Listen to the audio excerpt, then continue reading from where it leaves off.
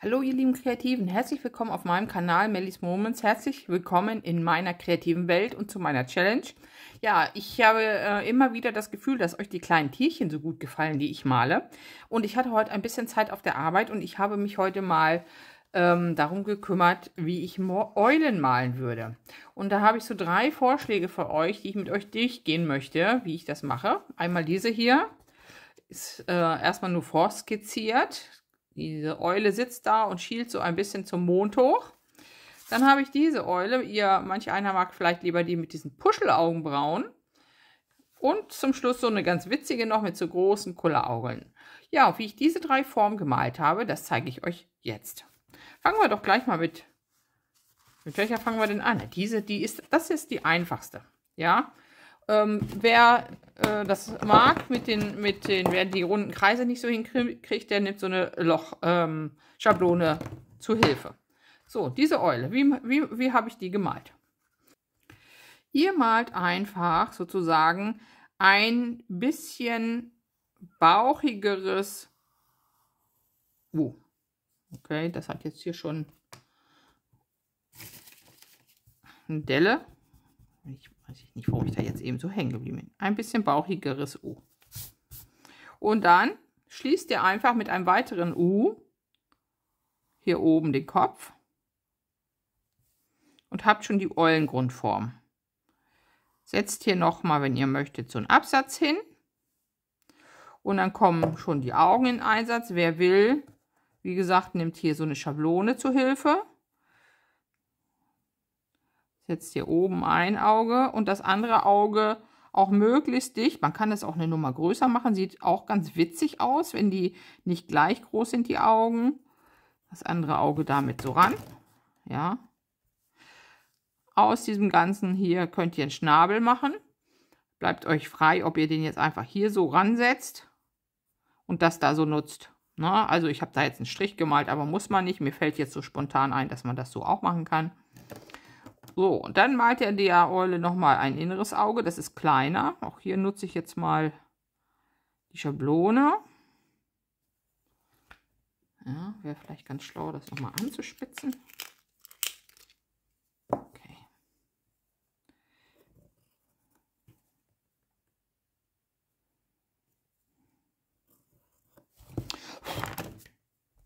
Und nochmal einen kleinen Lichtblick.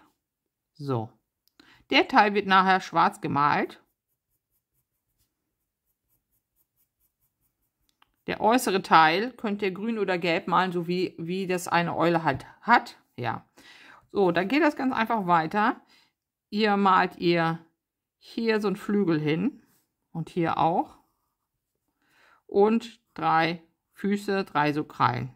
Die können nach oben hin ein bisschen dicker sein und nach vorne unten dann ein bisschen spitzer. Und hier das gleiche. Zum Körper hin etwas dicker. Nach vorne unten etwas spitzer. So könnt ihr schon lassen. Könnt diese Flügel mit irgendwelchen wilden Mustern versehen. Ich habe mir einfach gedacht, ich mache hier so Streifen rein. Und als ich die dann gemalt habe, habe ich gedacht, okay, du kannst diesen Flügel auch noch mal so ein bisschen rausziehen. Na, das noch mal so verlängern. Also hier nochmal so einen zweiten Teil dran setzen. Und fertig ist eure erste Eule. Dann könnt ihr noch einen Ast dazu malen, so wie ich das da auch gemacht habe, ne? Dass die auf dem Baum sitzt, einen Mond malen, ein paar Sterne malen. Und das ist doch total nett. Eule Nummer 1. Nicht schwer zu malen. So, machen wir mal weiter. Eule Nummer 2 wäre diese hier. Ich male jetzt mal hier oben in der Ecke. Ihr denkt euch, ihr malt einen Luftballon, der unten nicht ganz geschlossen ist. Also ihr fangt sozusagen hier mit dieser ovalrunden Form an, die so einen Luftballon hat. Der wird ja nach unten hin weniger, ne? Schmaler als oben.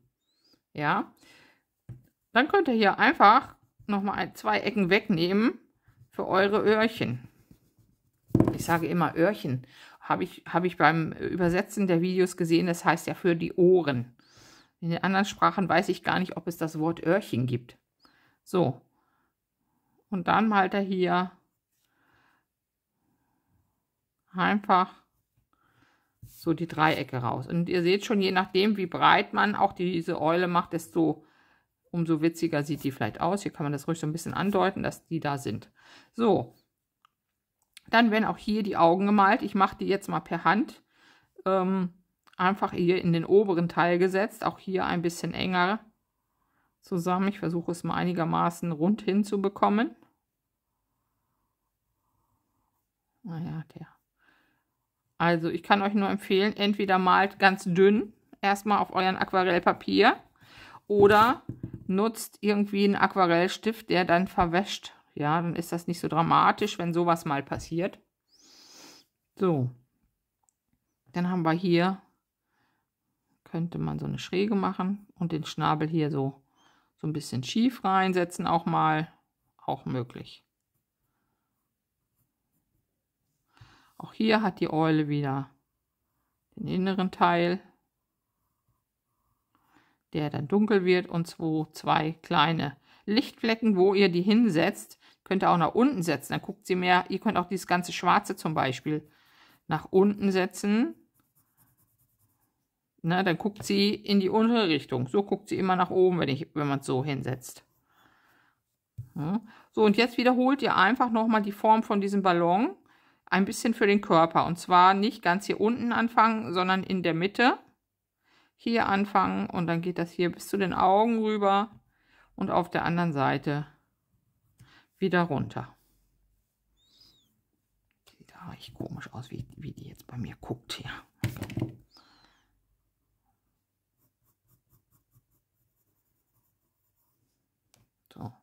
So wirkt es besser. Genau. Und dann wird hier unten das einfach wieder auch so ein bisschen verbunden. Auch so leicht U-mäßig. Und auch hier macht ihr dann die Füße. Die Krallen sind zum Körper hin immer etwas dicker.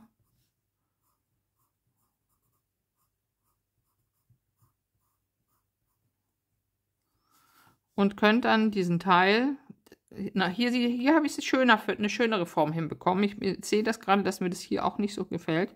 So ein bisschen das Ganze hier bauchiger zu ziehen. Ja.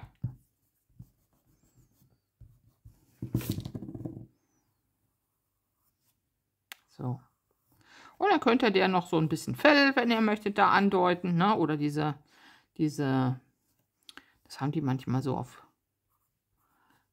verschiedenen Farben. Kann man machen, muss man nicht machen. Gibt so ein bisschen Fellstruktur oder Federnstruktur vielmehr. Genau. Und dann habt ihr da schon auch hier wieder den Ast runtermalen. So, vielleicht mal so eine Verzweigung dazu. Ein paar Blätter könnt ihr daran machen. Ne? Und dann habt ihr da sozusagen Eule Nummer 2. Dritte Eule. So.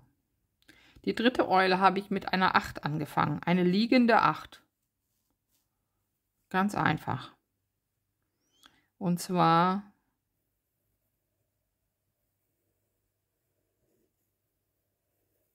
so. Eine liegende 8. Habe mir hier die Augen rausgezogen, von hier unten her. Könnt ihr die so ein bisschen geschwungen hinmalen. Auch hier die Augen, die Augenbrauen, diese Fellpüschelchen. Verbinde mir das Ganze mit so einem Halbkreis. Und ziehe diesen Halbkreis nochmal um die Augen herum. So. Setze da meine inneren Augäpfel wieder rein, sozusagen. lasse die jetzt mal nach unten gucken.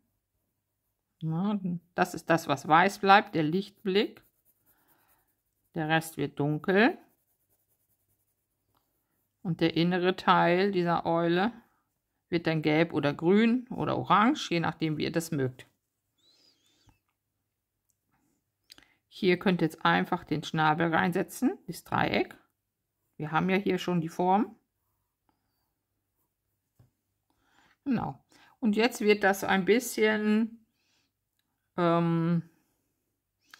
habe es hier erst gemalt, dass ich erst diese Tulpenform gemalt habe, aber ich sehe gerade, man kann es einfach auch rund malen. Im Grunde geht es genauso.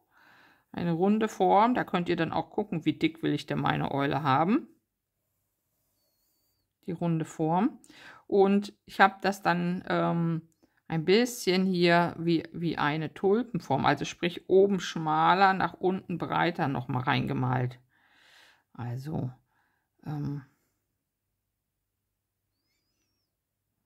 so eine geschwungene Vasenform im Grunde, ja.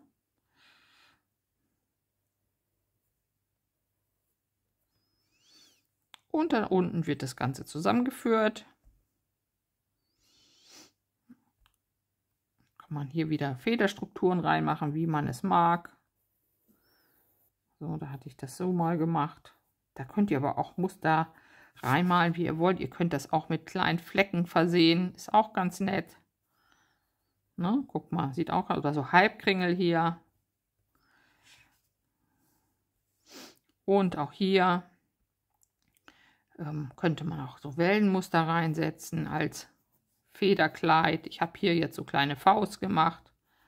Aber das bleibt euch überlassen, was euch da so gefällt.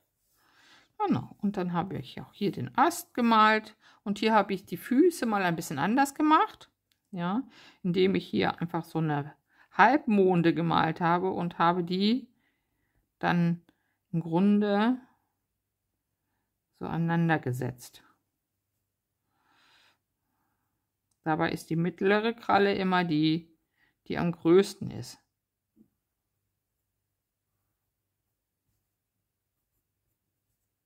Die ist ein bisschen dick geworden vielleicht. Naja, gut. Ist ja nur eine schnelle Skizze. Ne? So, und dann habt ihr auf die Schnelle, ich bin jetzt 13 Minuten am Film, ohne Pause, 3 süße Eulen. Und die können wir jetzt noch farbig gestalten. Und dafür schalte ich euch mal eben um. So, ich habe meine Eulen aufgeklebt. Ich nutze dafür immer ganz gerne, ich hebe immer diese Rückseite von Blöcken auf. Diese Pappe, die ist super dafür.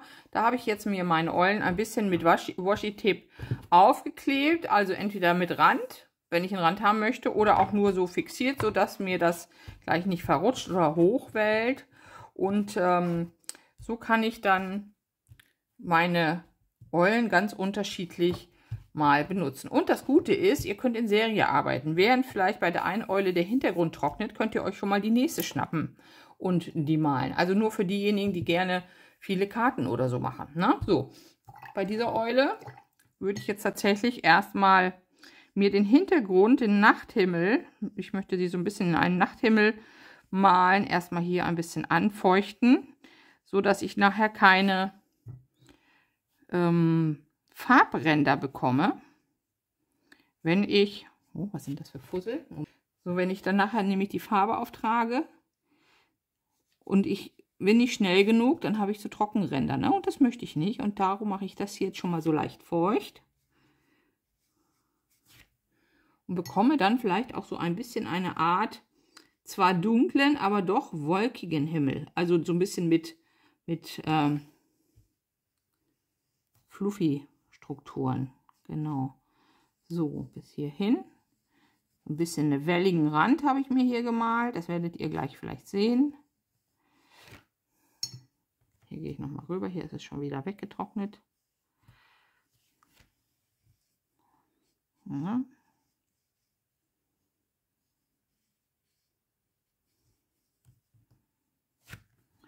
Und dann wird es dahinter, hinter der Eule auch ein bisschen dunkler. Mal gucken. Genau. So, und dann habe ich mir jetzt hier ein wunderschönes schönes, dunkles Nachtblau rausgesucht. So, das läuft jetzt hier. Ich male jetzt von oben nach unten und verzieht sich so ein bisschen und zieht sich jetzt nur dahin, wo das Wasser vorher war. Und in den trockenen Bereich läuft es jetzt gar nicht hinein.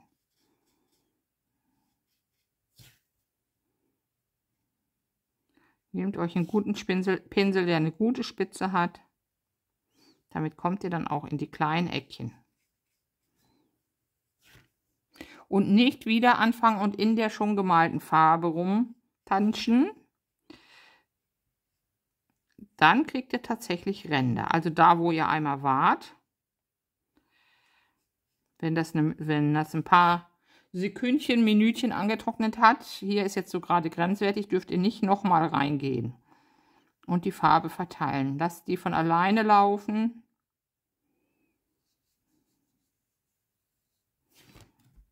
Wenn ich jetzt hier oben wieder reinmalen würde, dann würde es Flecken geben. Dann wird es fleckig. Und auch nicht zu viel Wasser im Pinsel haben, denn Wasser vertreibt Farbe und das gibt auch Flecken.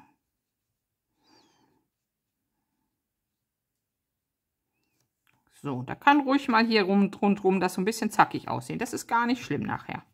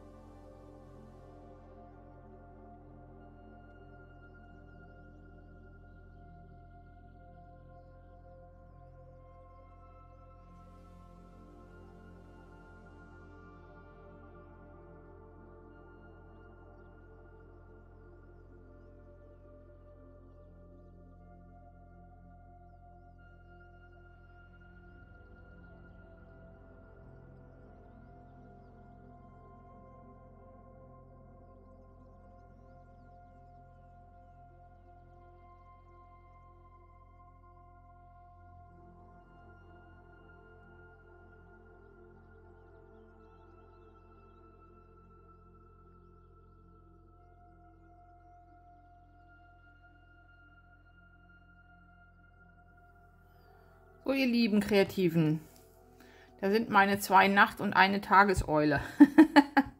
Ja, ihr habt gesehen, wie einfach das ist, wie unterschiedlich ihr die machen könnt, mit was für Mustern ihr die versehen könnt. Man könnte jetzt auch noch hier oben irgendwelche Querstriche reinmalen. Wir könnten hier auch mal einfach so Wimpern malen. Ein bisschen was Süßes, so ein bisschen Comic-mäßig, ne? Wäre ja auch total süß. Vielleicht mache ich das bei der einfach nochmal. Was meint er? Soll ich oder soll ich nicht? Och, süß. Jetzt sieht sie aus wie ein Mädchen. Vorher sah sie so ein bisschen traurig aus. Und jetzt sieht sie aus wie ein Mädchen. Ist das nicht niedlich? Ja. Ich hoffe, euch hat meine kleine Anleitung gefallen. Wenn ja, lasst mir gerne einen Daumen da. Abonniert meinen Kanal. Ich freue mich, wenn ihr ihn hypt. Und ich hoffe, wir sehen uns im nächsten Video wieder. Macht's gut. Eure Melanie.